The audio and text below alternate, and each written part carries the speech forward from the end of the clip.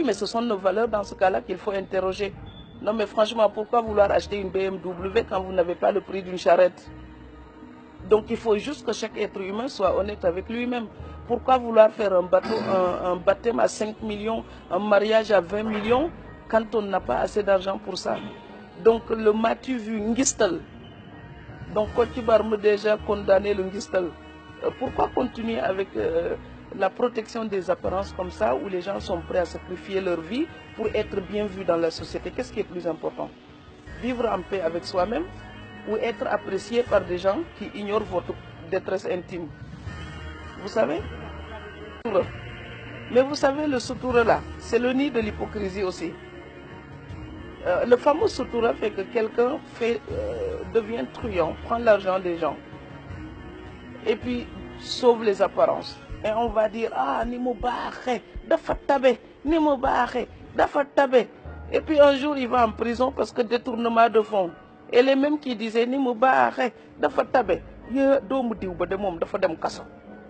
Mais lu ko yóbbu kaso mooy la mu leen daan jox. La solidarité africaine, elle est belle, elle est magnifique. Mais quand elle est dévoyée, elle détruit les gens.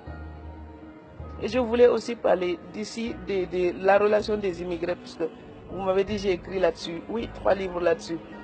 Mais vous savez, beaucoup d'immigrés en Europe souffrent. Parce qu'on se demande parfois si la famille les aime vraiment. C'est que du matériel, matériel, matériel. Les gens appellent uniquement pour demander des Western Union. Je voulais lancer un appel à toute l'Afrique.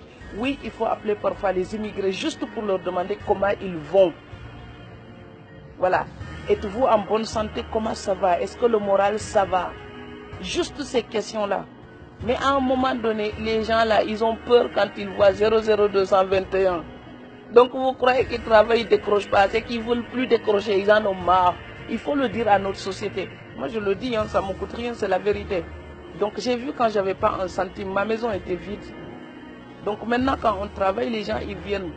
Donc on a besoin des gens quand ça va, mais on a aussi besoin d'eux quand ça ne va pas. Alors que quand vous êtes en Europe, les gens pensent que comme vous habitez un pays riche, vous êtes riche. Mais non.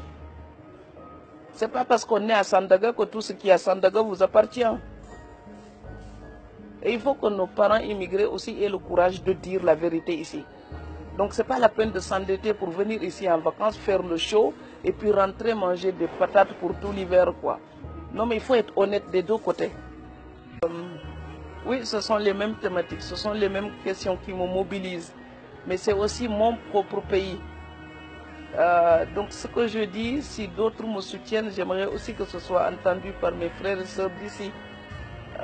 J'aimerais bien que les lycéens, par exemple, au Sénégal, puissent se dire, oh, si elle a étudié jusqu'à ce niveau-là, moi aussi je peux le faire ou je peux faire plus.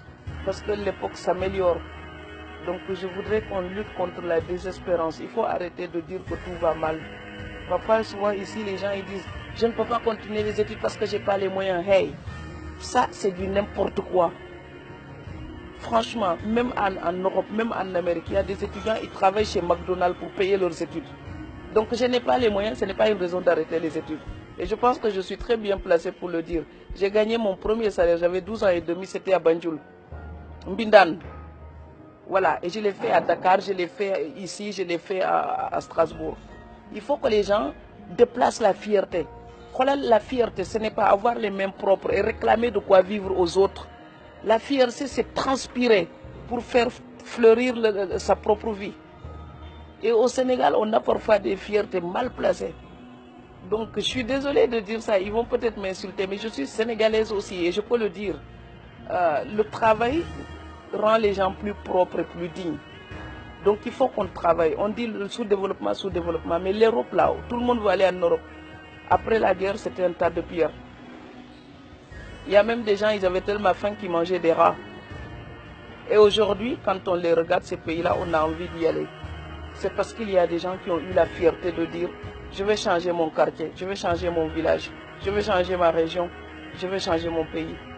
Le respect de l'heure, le respect de la qualité du travail, pas du bricolage, du sérieux. Et les bonnes personnes à la bonne place. L'Afrique a besoin de ça. Et c'est pareil dans tous les pays africains. Il faut une révolution des mentalités. La bonne personne à la bonne place et le travail sera fait. Et s'il n'est pas fait, on le dégage, on met quelqu'un d'autre sans état d'âme.